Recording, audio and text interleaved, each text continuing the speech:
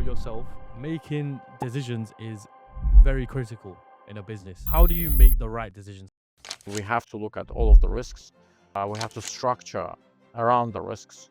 And then we have to take a decision based on that. Lesson number one, although from investment perspective, people say diversify, from entrepreneurship perspective, I would say concentrate.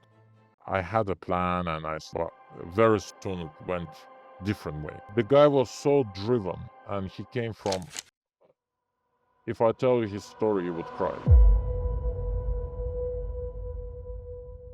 Access to capital can make or break a business. Many founders have ideas, they've got ambition and plans to grow. But without the right funding in place, even the best opportunities can fall through. Many entrepreneurs are still trying to navigate through the challenge of finance. However, the guest I'm joined with today operates right in the middle of that challenge. He's the managing partner of Plutos Associates, a specialist finance firm that works with businesses to secure funding through alternative lending solutions. I'm not going to go into it because I'm no expert, but the guest I'm joined with is the expert. So without further ado, I would love to welcome Jamil Akhundov to the podcast. Jamil, thanks for coming on. Thank you for having me, Albert. Thank you, Jamil. Let's start off. Let's start off. Let's throw the ball. How stressed are you? Oh, you mean from the point of day to day in general? From everything, from workload, from personal life. How stressed are you? I would say I'm not stressed at all, because I I do what I love doing. I come to work with an excitement, and my everyday is different. I'm from the perspective of my day to day and what I'm doing. I basically enjoy doing it, and stress. That's why. I mean, I wouldn't say there is no stress, but in general, the stress I'm experiencing is an enjoyable one. So you're saying as long as you do what you love doing, then the stress is minimal? Yeah, but also, stress is ample when you just start. Because this business has been running for 16 years, it's on, you know, pretty uh, stable footing. Um, all we are doing is trying to grow it. Um, I'm not as stressed as I was in early days when I was starting the business, just, riding the wave and enjoying my life, So I guess the stresses that are applicable to startups, that's less of a case, for my business. So when you're later down the line, the stress sort of it turns into experience in a way. Exactly. Exactly. Jamil, how many staff members do you manage currently? We are about 14 people. Was that the aim when you first started? Not really. When we started, it was just like a guy and a dog, There were two co-founders, myself and my close friend and partner Reda. We started our bedrooms, slowly grew to this level. So first staff member joined us in like 1 year after we started, So yeah, so we haven't experienced the same type of growth that many startups in tech sector experience. Going from zero to a few hundred members of staff in 2-3 years. But we've had a nice trajectory. Obviously, we had our ups and downs. Macro environment affected us. Unnecessary, let's say, events like COVID also affected us. But yeah, so far so good. And we are immense. One thing to say, we are immensely proud of the team members we have. They're all helping to steer the ship in the right direction. I was going to say sometimes it's not about the quantity of staff, it's the quality. It's what they bring to the table, it's what they can bring to the business. So in your words, Jamil, how important do you think it is to have a great team, a team that's behind you? Well, I think it's paramount. The team is effectively number one in my eyes, not only from the perspective of running any business, but also from the perspective of the borrowers we support and service providers we work with, etc. You know, people have to be skilled, but also have to be high levels of integrity and being humble and modest, and fit culture-wise to how we do things. So, yeah, so everything we do is about people, and people is paramount, is number one. The team as well as the wider let's say, the wider cohort of people we interact with. Jamil, can I ask you a hypothetical question? Sure, yeah. If you've got two options. Let's imagine you've got a company and you've got a choice of taking 2 employees that you know will put their heart and soul into it, or you've got another room full of hundreds of employees, maybe not as much heart, but you can still get things done a lot quicker. What are you taking? Really driven, or just a kind of crowd? I would take the first one, and I'll give you an example why. I've actually experienced this. So many years ago, I worked for a bank, one of top American investment banks. I worked for the investment banking department in London. We had this amazing team of people we called back then creative services. So these were effectively graphic designers that were all local British people, and we were sitting on the 8th floor, and we were just sending them raw material in terms of the written presentation to be presented. As a team member would be allocated for that particular case, and everything would work perfectly. We would go physically to meet that graphic designer. He would explain everything without even us telling, what needs to be done. And in 2-3 hours, perfect page presentation would be prepared, nicely designed, adhering to everything related to the brand identity of the bank. Then the bank decided to outsource this service. So there were about 20 of them to India, right? To a team of, I think they had 150 people in India, qualified according to them. We didn't know who is qualified, who is not. Anyhow, investment bankers like us had to send these presentations to be made to an outsourced service provider based in India. Typically, for each presentation, not 1 but 5 team members would be allocated with one, and then we had to go, instead of going there physically and explain what we needed, we had to go do everything over the phone and then scan documents and send. So I would also pressing the button, going downstairs and sitting in front of the guy and explaining. From time to time, I even drew it by pen what I wanted in the presentation, right? So, and he would take it, understand immediately, right? Here we had to explain. I mean, it took about 3 times more time explaining the task, and then it took 2 times more time to produce the presentation. And then once the presentation was produced, it was suboptimal. They didn't understand what we wanted. They made mistakes in the data, etc. So, and even formatting wasn't perfect. So eventually, 6 months later, after numerous of complaints, the bank figured that it should cost them more to have this outsourced departments with 150 people as opposed to 20 talented people here in London. So it's not an answer about motivation. It's more about having well-qualified, driven people that can make your life more efficient. So, and it's not about nationality. There's nothing to do with that. It was basically cheaper for the bank. It ended up being cheaper for the bank in terms of overall cost to bring a team back than to have this outsourced service provider. So, in my opinion, it's better to have. But then the other question is about motivation. Actually, that's also a very good question you raised, because we had this experience when we were hiring a junior case manager. So case manager in my business are basically execution people that take the case, meaning the case to lend the money, right?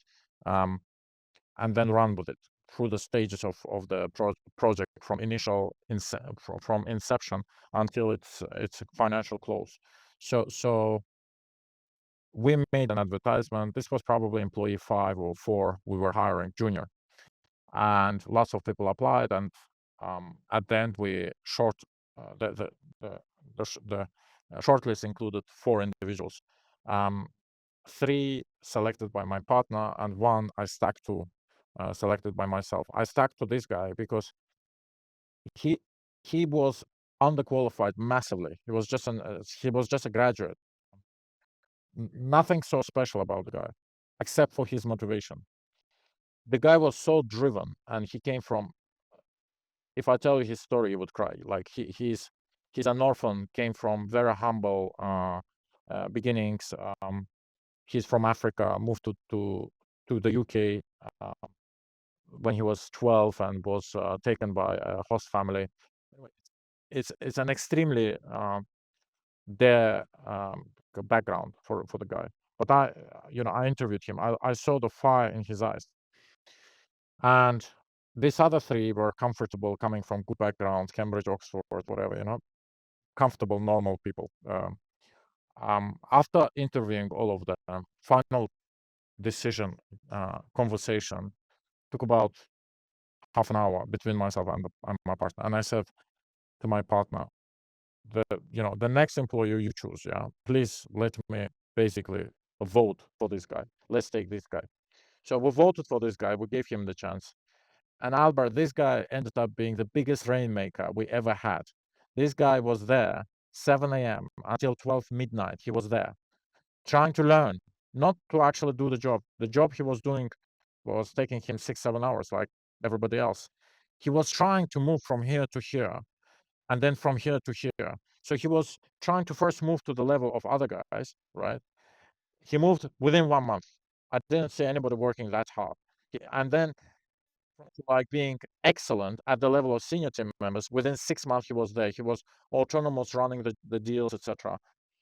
And we actually supported. He left us 2-3 years later to do master's degree. We supported him. We supported him during his marriage. I went to the parents to be wife, and I participated in his wedding, and we are friends until now. The guy's working for a very, very top institution. He advanced well in his career, etc. But we gave him the first foundation, financial services experience. But it was only because I'm in my business. I try to understand people, and I back the horses, and it was only because I saw something in. Yeah, A lot of people really underestimate what can be done with the power of motivation. When someone's motivated, and when as you said before, you can see the drive in their eyes. They can achieve anything. You've experienced this firsthand. When he's come in, you've seen that drive in his eyes, and that's why you picked him. So let me ask you this: Can you judge someone based off their appearance, how they come across as soon as they walk in to that interview room? yes, I can. Unfortunately, I respect a lot people that respect themselves, and respect people around. So appearance has to be tidy, has to be uh, adequate for the occasion. It's not about having a Brioni suit and Eton shirt. It's more about having, well ironed shirt and Being well spoken as well. well spoken, etc. So yes, I respect people that look tidy and respectful, coming to the interview. So yeah, this is something I judge. I personally do. Yeah. I think it's a trait that CEOs just naturally have. Maybe. Yes. Maybe. As a CEO yourself, making decisions is very critical in a business. How do you make the right decisions? How do you know you're making the right decisions? Everything else for us, it has to be in a done, considering all of the facts. So done in a decision making, done in a pretty scientific way. So let's take let's take an example, a decision related to because on our side we run two businesses. One business is debt advisory, and the other one is loans to people. So a decision related to giving a loan, we call it underwriting. So that kind of a decision has to be based on all of the facts related to the risk on that case, right? So it's taken, like, we can't rely on emotions. We can't feel whether to give him the loan or not. We have to look at all of the risks. We have to structure around the risks, and then we have to take a decision based on that. So that's basically one example.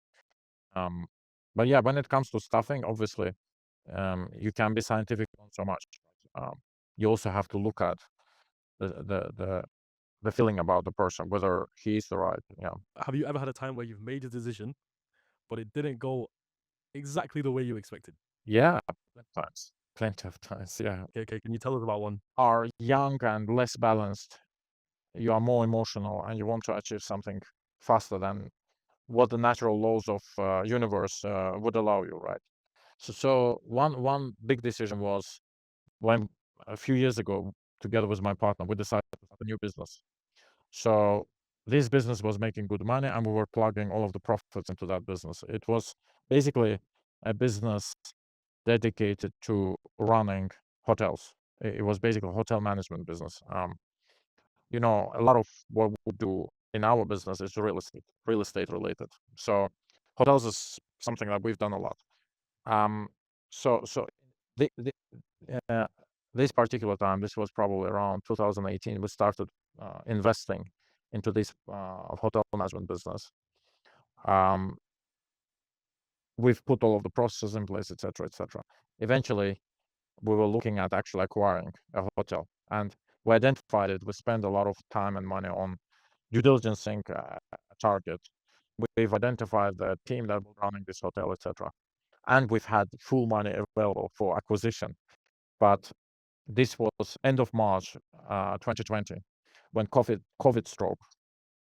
Yeah, and we had to pull the plug last minute on the hotel acquisition and park that project, and re-establish this business. By that time, by the way, this business was already struggling because of lack of attention the management, like myself and my partner, put into from here to there. We were spending way more time there than here. And then that experience taught us, obviously we've lost money and time. We had to, restart, almost restart this business. We're down to 2 people, myself and my partner, working again from bedrooms, and it was COVID. We were waking up 5 in the morning and, sort of reestablishing this business, etc., trying to, because we've invested everything. We were down to our last 10 pounds, so working day and night, we reestablished ourselves and things started picking up and we came back. But it taught us, I guess, 2-3 lessons, right? Lesson number 1, although from investment perspective, people say diversify, from entrepreneurship perspective, I would say concentrate, focus. It's better to be the best in something small, in something niche, but do just that, than to be a jack of all trades, trying to chase rainbows in all sort of things. So we decided to concentrate on debt advisory and later actual lending, which is related to it. And we found success in that. So that was a learning lesson for us. The second thing was basically have the right team around you. Whatever service you provide is provided at the highest possible level, and the service is provided by the team, right? But at the end of the day, all businesses are about people. We need to, always concentrate on having the right team. Jamil, I think I know, and you've experienced it firsthand again as well. When the pandemic hit, many finance firms struggled quite a lot. You were even interviewed about this. You were interviewed about this period. What was the toughest lesson that you learned about resilience and about client support as well in times like those? Interestingly,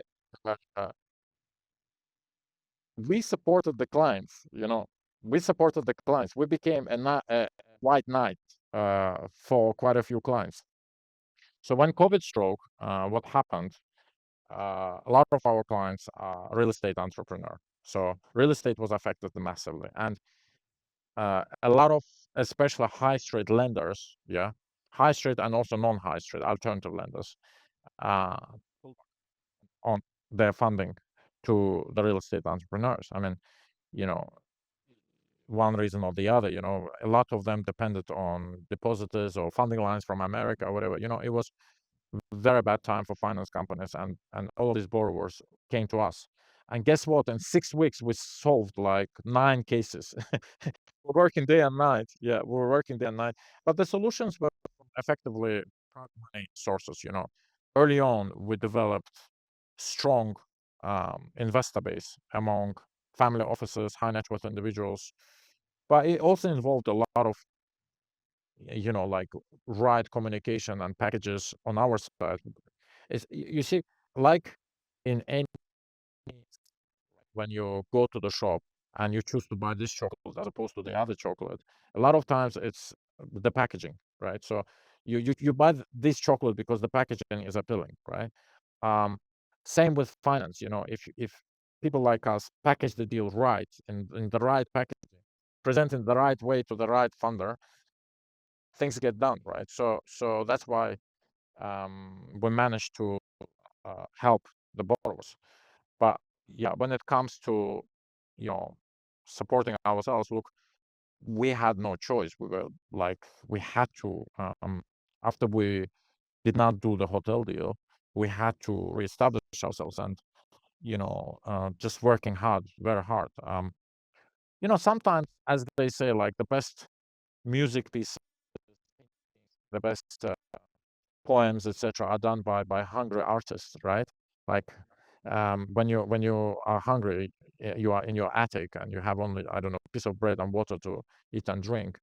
You actually produce your best works, right? So this was probably the case for us, back then. We had to like produce the best work we could because we were really hungry.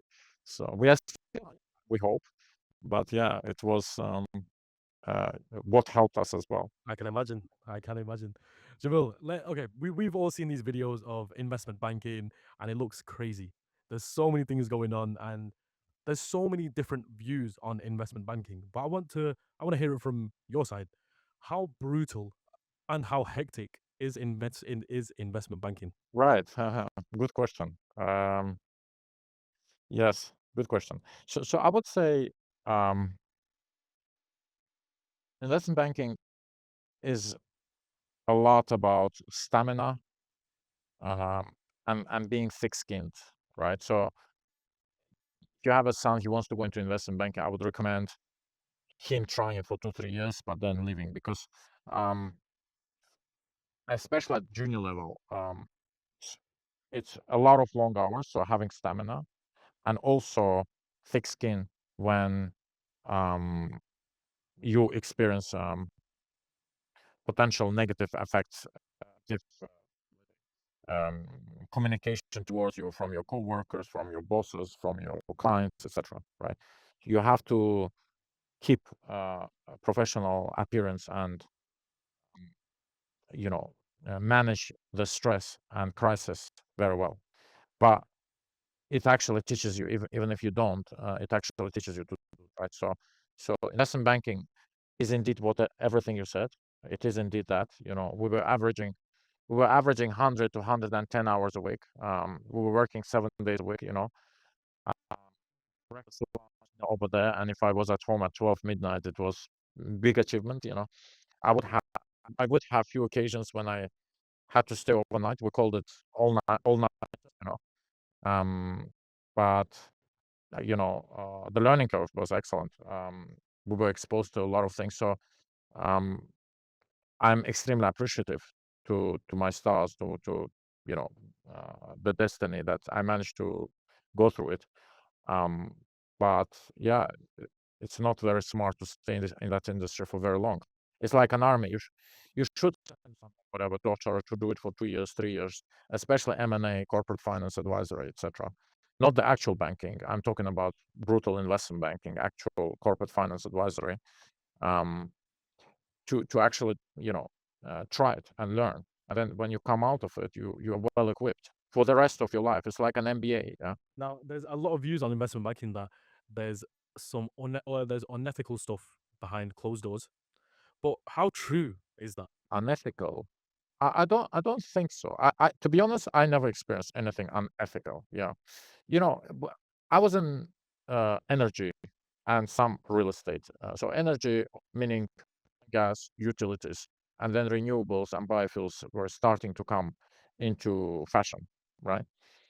It was actually the opposite. The bank I worked for created sustainability and social sort of SRI department. They wanted to do well and be ethical on everything that we did.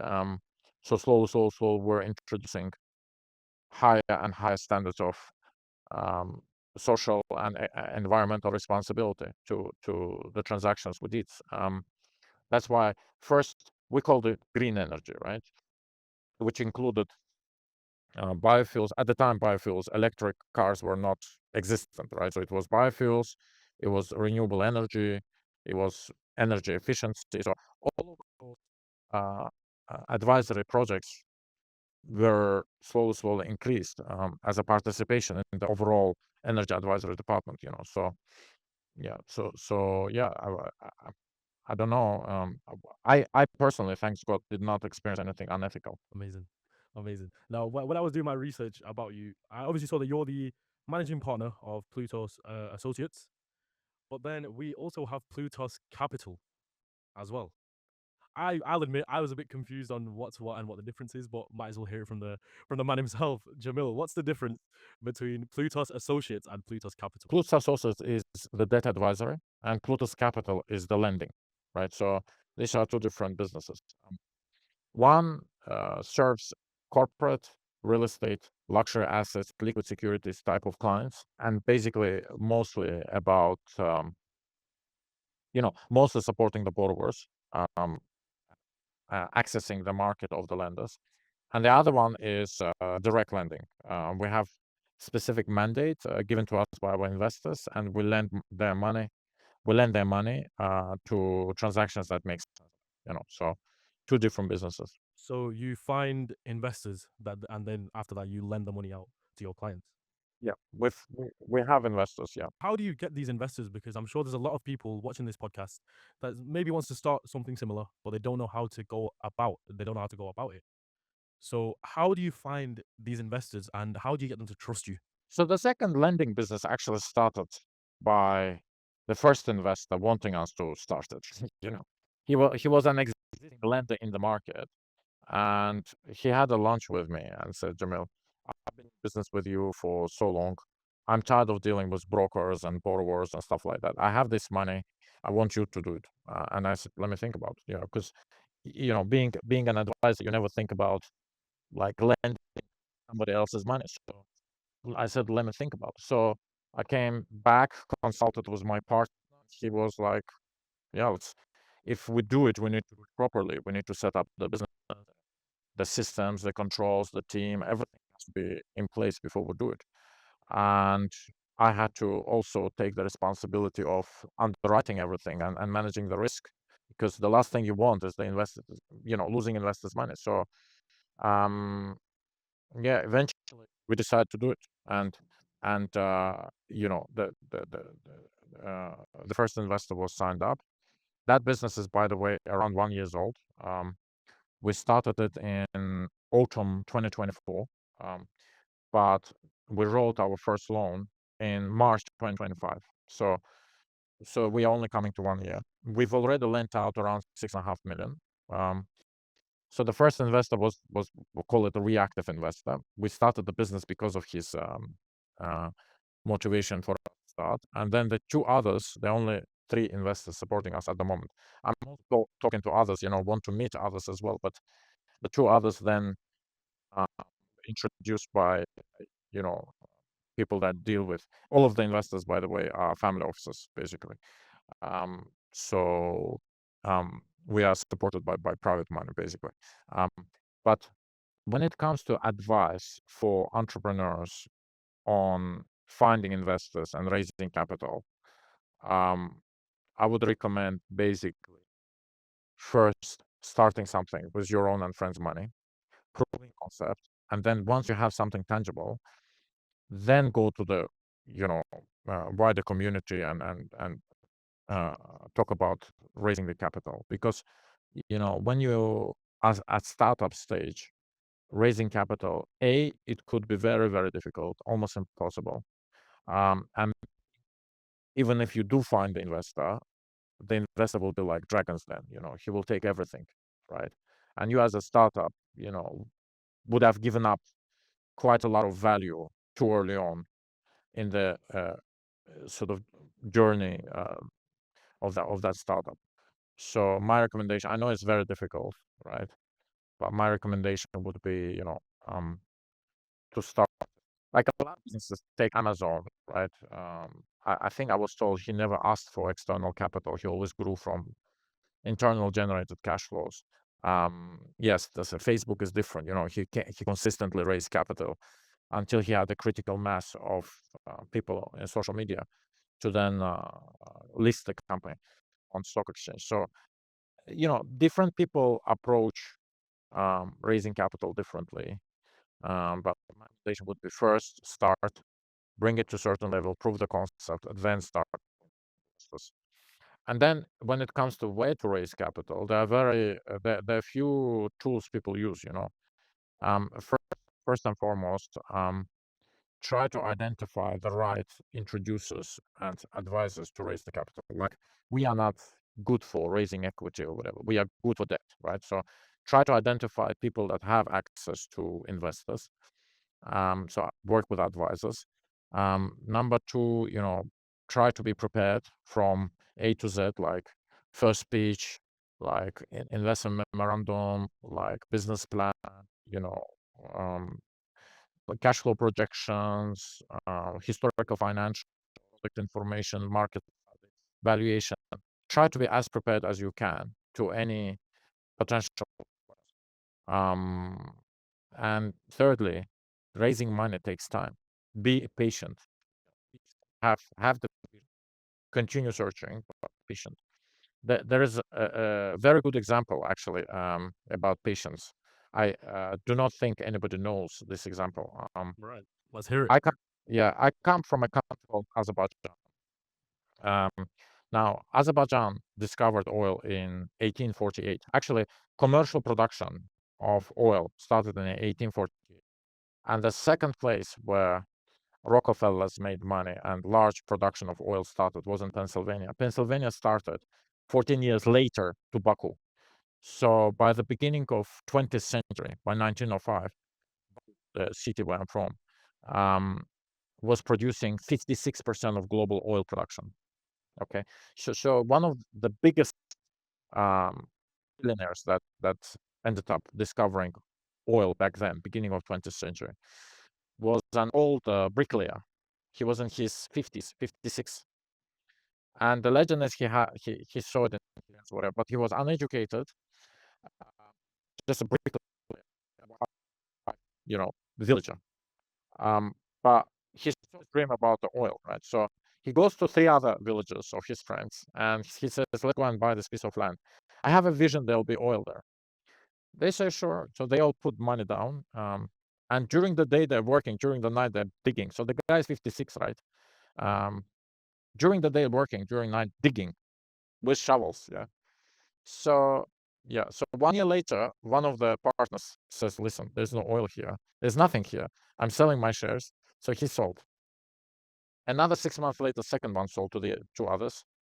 The third one, which was a younger one, the youngest one, sold after 2.5 years, right? This guy, if you wanna give me sell me your shares, he gives his money back and continues digging. Now this guy was digging for 4.5 years until he was like 61. And guess what? He dug deep enough to hit a fountain. So he hit a fountain, oil gushes, like huge one, right? And within the time frame of next 20 years, between the age of 61 and 81, the guy becomes the richest person in back then. Soviet. It was Tsarist Russia. Before the Soviets. This was Azerbaijan was part of the Russian Empire. He was the richest person in Tsarist Russia. And by the way, in Azeri oil, Nobel brothers, the Nobel Prize, the Rothschilds, part of Rothschild family, but Rockefellers, a lot of Western capital was also involved. Long story short, this guy became the biggest. At certain point by 1905, 1906, he controlled 42% of Azerbaijan's economy. In his structure, around 1.3 million people worked around the world. He became the biggest philanthropist, opening the first university for women in the Middle East, opening mosques, building mosques and stuff around the world, building churches in the Muslim world, etc. Zainal Abidin Taghi. For instance, once there was a huge plague that was wiping out people in Pakistan, and he single-handedly bought 3 million vaccines, sent it to Pakistan to save the people of Pakistan. To say thank you, they built a statue for this guy. So long story short, and then the end of it is even more exciting, because when Soviets came, all of the billionaires wrapped up their stuff, sold everything they could, and escaped to the West, right? This guy, no. I was born on this land, I will die on this land. They came, they took everything he had, except for very house in the village where he was born. So he went back there. He went back there and died at the age of 107. That is inspirational. Yeah, 107. He died at the age of 107, having seen it all, ups and downs, right? So that's an amazing story. It's one of the biggest inspirational stories for my life. But it's about perseverance. When you have a vision, you know, imagine you. But I would say one thing.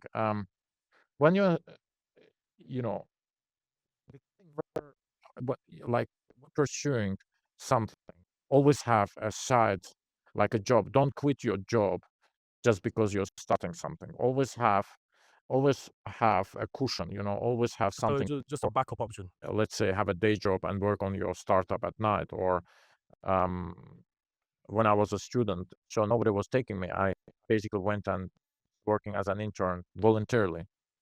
But to support myself, I was stocking shelves and working jobs, etc., on weekends and nights. So you always have to have some kind of financial like support, so that you don't put all of your eggs in one basket. Let's talk about private lending and bridge loans for a little bit, because you've posted quite a lot on private lending and bridge loans. And you even said, and I quote, while standard bridge lenders take weeks to review standard deals, private lenders like us thrive on speed and creativity. Why is it that standard bridge lenders take so long? And what is it that makes you faster? Bridge lending used to be a cottage industry, a small industry, privy only to very small number of private lenders. Yeah, in the 80s, in the 60s, 70s, and even 70s. Yeah, and then it took off and became institutionalized. Right. Some players became so big that the system became almost like a bank. Right.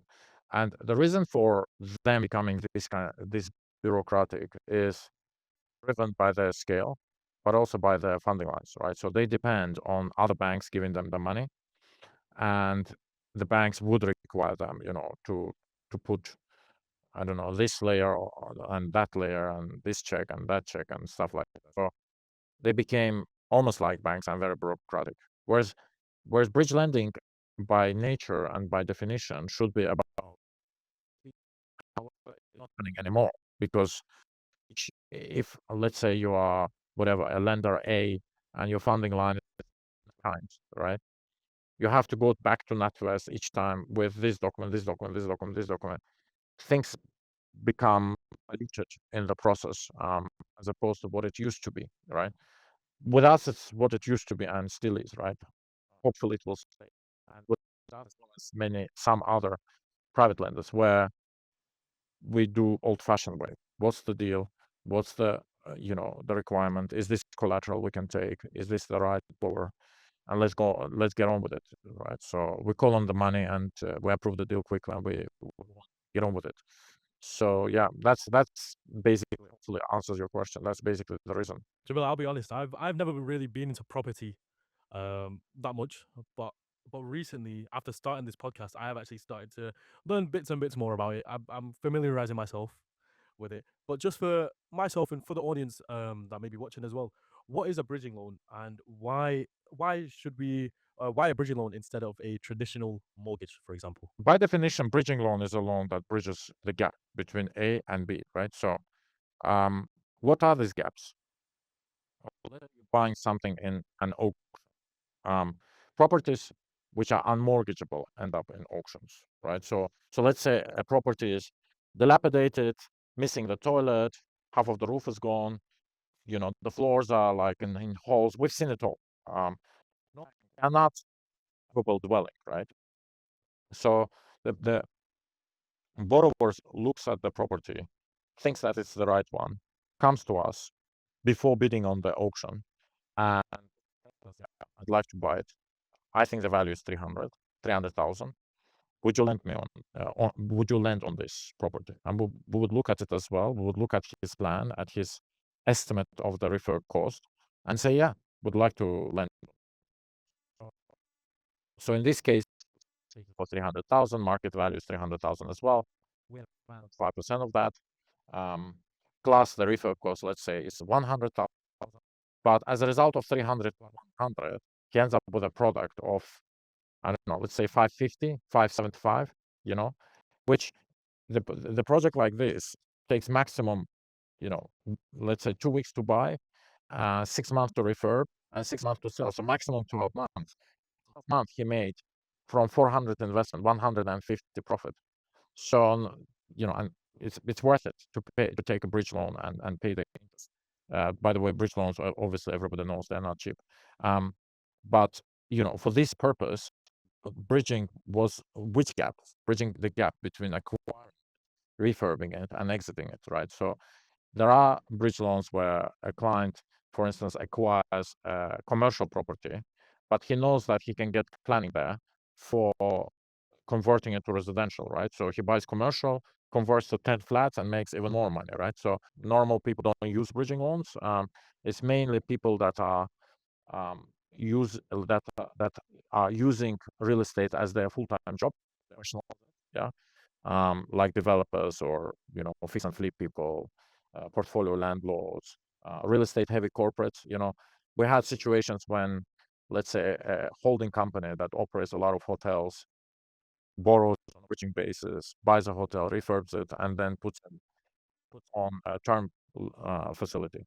Things like that. So we participate in deals mainly where speed and availability of capital is of paramount importance. I've also got another question leading onto that. Does speed equal lack of due diligence? Not necessarily. I think we do more pragmatic due diligence as opposed to the due diligence that the banks do, right? So what that means is, while in term lending, you have to rely on the underlying collaterals or the business's ability to generate income, and then the collateral is the way out. So in case, let's say, an operated hotel does not generate enough cash flows to service the interest for the bank then looks at the collateral, which is the valuation of the hotel. From bridging perspective, we almost never rely on the cash flows. We always look at the collateral first, right? So the difference, I would say, is not that our due diligence is lighter, is more that our due diligence is more like focused on different things. So we work first and foremost at the collateral, then at the borrower, at the business plan. We still do our own checks, but we know that we need to produce results very quickly. So if in case of default, we need to be ready to take over the collateral quickly and then sell it and recover our money. So that's why the value of the collateral is very important. Jamil, if I was working with you guys, I've read that I can lend against non-traditional collateral like crypto. Isn't that very risky? Yes, yes and no. So crypto we call it all liquid securities lending, because crypto shares, bonds, ETFs, all fall under liquid securities. So in each of them, there are liquid ones and there are illiquid ones. We only lend against liquid ones. So when it comes to one category in that, which is crypto, we would only lend against, I don't know, Bitcoin, Ethereum, stablecoin, only like the most liquid ones. Everything illiquid we would not touch. Yeah. Same goes with shares. Like, there were situations when a company trading on London Stock Exchange, but it's illiquid. We can't lend against it. But then another company trading in Thai Stock Exchange, and it's very liquid. We were able to lend against. So doesn't matter where it's trading. The liquidity is the most important point. Now, Jamil, let's switch the topic for a quick second because I found out that you speak multiple languages and you've lived in 8 countries. You've worked internationally over your career. How has living in 8 countries shaped how you do business? Good question. I think being adaptable and flexible is a big part of what I do. But also giving something almost personal to a person I talked to.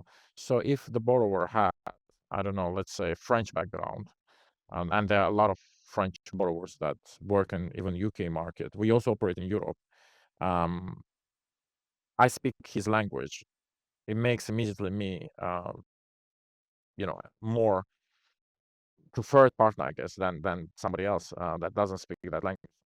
Say, on my side, it shaped my personality to be flexible and adaptable, but also it helps me to win more business because I could be um, through language. I could building rapport and trust faster than my competitor. Right, because you have that experience of connecting with them on another level that maybe Yeah, other companies couldn't do. yeah. But also, it helps me to stand out from other similar advisors or lenders based in London. Not many people are European. We are one of the top in our game because we are European, and we are European because of the languages we speak. My partner is the same. Reda speaks 3, 4 languages, and he is very international. So that helps us to understand business across Europe as well. So as a result, if there is a borrower, let's say recently we did a deal, normal UK guy in real estate, investing in UK. However, he wants to release equity on his property that he bought years ago in Spain. We immediately understood, and we have a partner working in Spain as well. We have team member based in Spain. We immediately understood the collateral and lent to him, right? Not many people can do that. You know, we have seen even people based in London that don't take trials in Northern Ireland or Scotland, and I find it, a bit strange. It's within your country, right? Why wouldn't you? But there could be some people, that don't understand that market. They think that it's it's inside your country, but they think it's foreign to them. Scotland is another.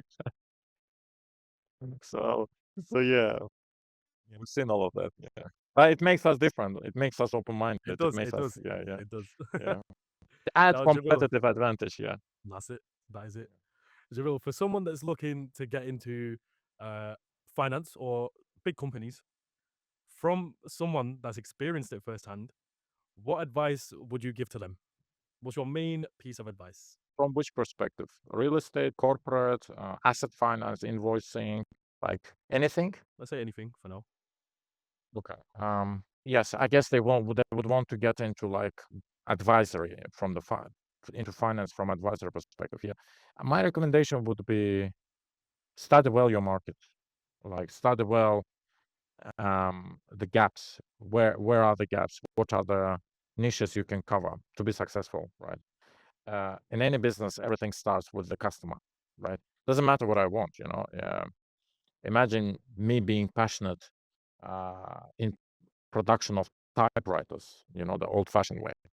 So start with the customer. Identify your market. Where's the customer? Is there a gap? And then check yourself. Is this a gap that you can cover with your skill set? Or are you inclined to build a skill set for that gap to be covered? Once you've done the first and the second, think about the answer to the question, how? How am I gonna serve that customer? How am I gonna do things? And once you've done all of that, just go for it. I would say business plans are good, but only so much, right? Reality, yeah. I mean, I'll be honest, my journey was the same. Like, I had a plan and I started blah blah blah, but very soon it went different way, right? So business plans are good. You do have to have them. You do have to like adhere to certain strategy. You do have to have vision and mission and all of that. But at the same time, if you have identified the customer, right, yeah, and your product right, and the customer has, express interest in your product, eventually you'll start selling, and eventually you'll start building, automating, systematizing, hiring new people, etc., etc. So, I would recommend everybody to start. But, being an entrepreneur is not an easy journey. Like if people think that, yeah, if people think that, it's a cool thing, I'll now work for myself. No, it takes a lot of personality. Like you have to be persistent. You have to know what you're doing. You have to be sure and confident about yourself.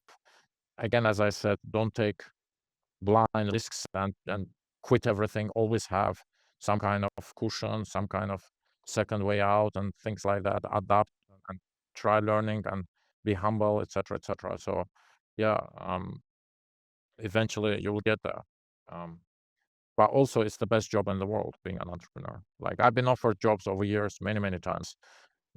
Some was crazy compensations, and uh, I can never ever go back to like, you know, I love doing what I do, and I can never go. Yeah, yeah. I think with entrepreneurship as well, you make a lot of mistakes, but you learn from those mistakes, and you sort of change as a person as well, not just as a business. I think that's what I quite enjoy about entrepreneurship. You're working for yourself as well. With this podcast, hopefully we'll do well.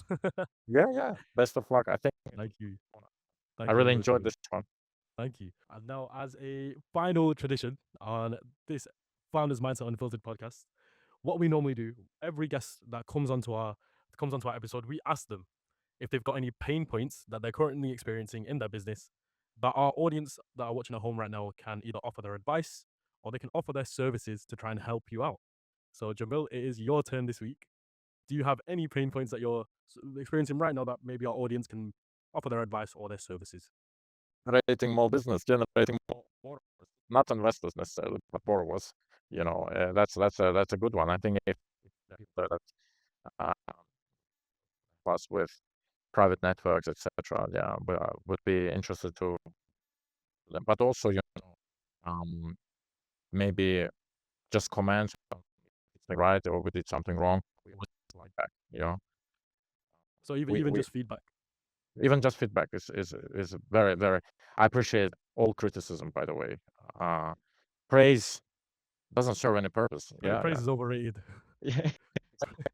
Criticize you just actually acting like I like asking criticism. Yeah, to just do it better. How can people reach out to you? Email the info email that goes to the company. We'll see it as well.